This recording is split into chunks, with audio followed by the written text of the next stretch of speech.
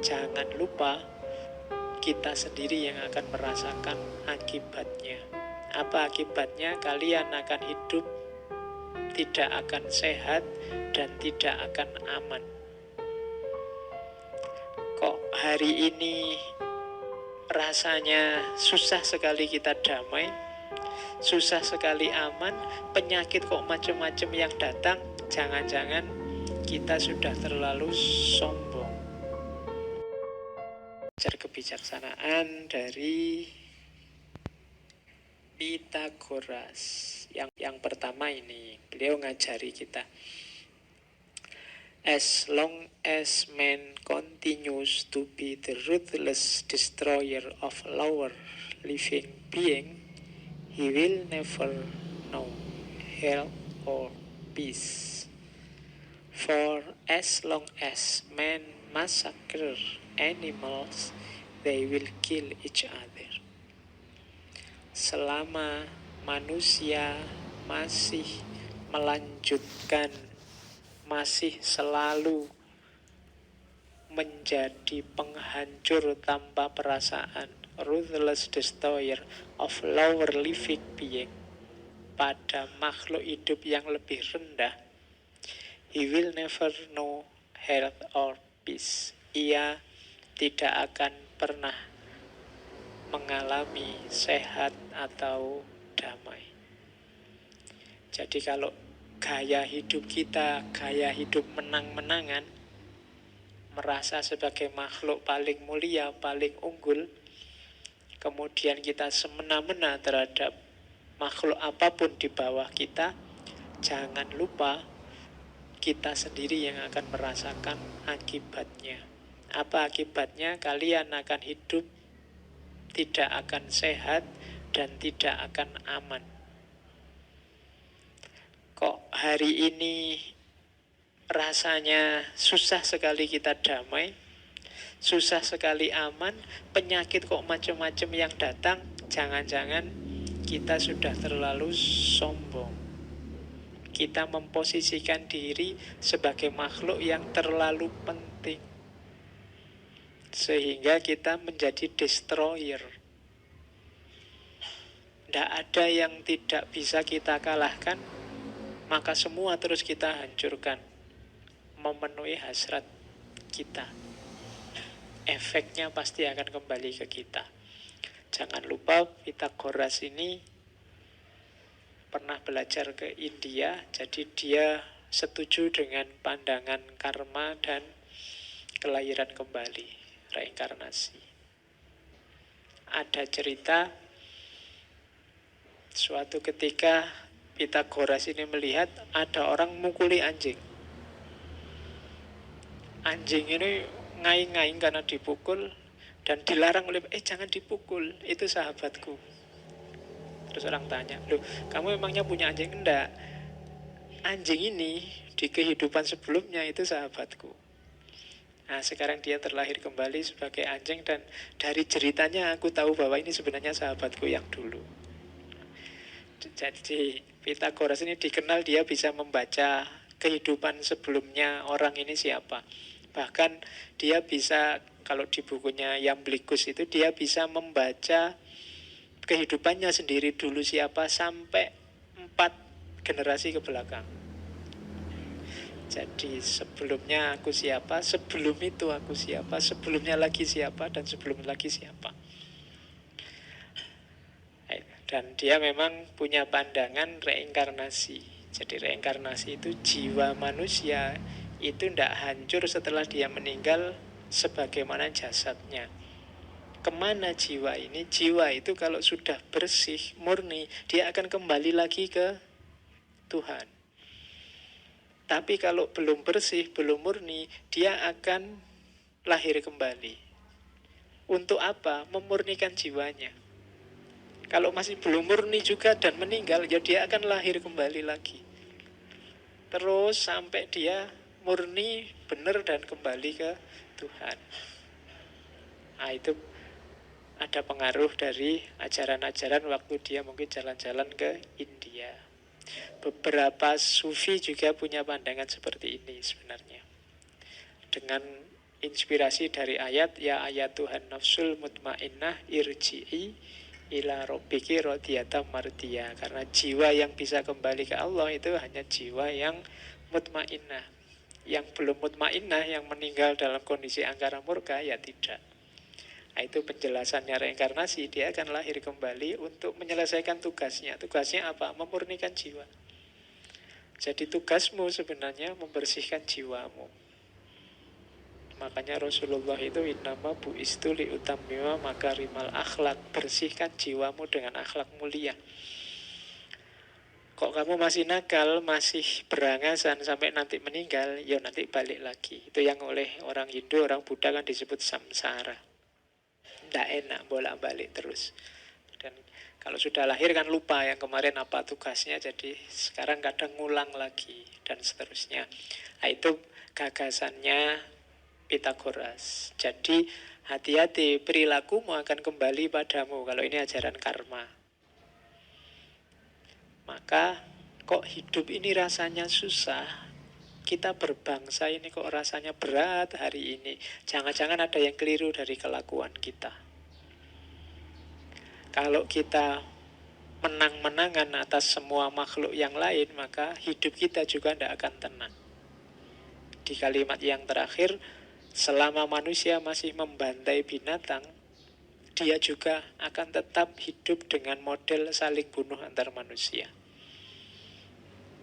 Membantai itu, massacre itu ya bantai yang tidak ada gunanya. Bukan berarti, wah berarti tidak boleh motong ayam pak. Ya kalau butuh makan ayam ya makan saja. Tapi jangan tidak ada gunanya kamu bantai. Siapa yang suka iseng, ayo kalau ada semut terus kamu bunuh semua di tembok itu, lagi jalan-jalan kamu seruet itu terus. Iya, wong semut itu kamu ketuk-ketuk aja, misalnya di makananmu, kalau sudah kamu goyang-goyang dia itu pengertian, kalau biasanya pergi. Tapi kamu kan nggak puas hanya itu.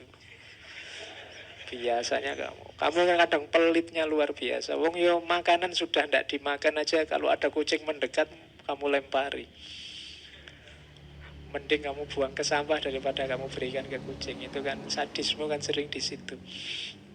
Kadang tidak cuma binatang, tumbuhan kan kamu juga sering iseng. Tidak ada angin, tidak ada hujan, mungkin ada daun-daun, ada apa, kamu sambil ngobrol, sambil kamu cabuti satu-satu gitu.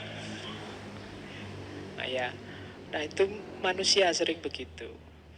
Kalau kamu tidak arif terhadap lingkungan, ya alam juga memberimu ketidakarifan, memberimu kesulitan, karena kamu mempersulit mereka. Oke, ya manfaatkan secukupnya. Wong ya dunia ini kan jadi fasilitas kita untuk membersihkan jiwa, mendekat ke Tuhan, mendekat ke Allah. Jangan berlebihan. Kalau butuhnya satu piring ya ambil saja satu piring cukup. Kalau butuh 2 piring ambil saja 2 piring. Kalau tidak nanti kita tidak makan-makan, hanya sibuk mengumpulkan piring. Jadi ambil saja secukupnya. Oke, nah kearifan ini diajarkan oleh Pitagoras. Jadi Pitagoras ini hidupnya dalam gua, ada cerita begitu. Kalau bahasa hari ini ya beliau dan jamaah ini melakukan uzlah, hidup secara zuhud. Bajunya selalu baju putih, sambil pakai serban, kalau gambar yang saya pampangkan di atas tadi. Pakai serban, punya jenggot. Ya kan? Cuma bukan muslim, pasti Islam belum ada zaman itu. Jadi tidak harus yang pakai jenggot itu terus muslim. Ya zaman dulu Eropa itu kan orang gagah, laki-laki itu punya jenggot. Laki-laki kok nggak punya jenggot diketawain. Oke, kearifan ekologis. Terus kalau ini kearifan dalam kata. Yang pertama, be silent or let the words be worth more than silent. Diamlah, tidak usah ngomong, atau berkata-katalah kalau kata-kata itu lebih berharga daripada diam. Itu nasihat. yang berharga dari Pitagoras. Jadi berarti apa? Modus dasarnya itu diam. Ngomong kalau perlu saja. Kalau tidak ada gunanya jangan bicara. Nah, itu nasihat dari Pitagoras. Karena barang siapa lebih banyak ngomongnya, ya lebih banyak salahnya. Jadi batasilah berbicara, berkata-kata. Kalau hari ini plus posting.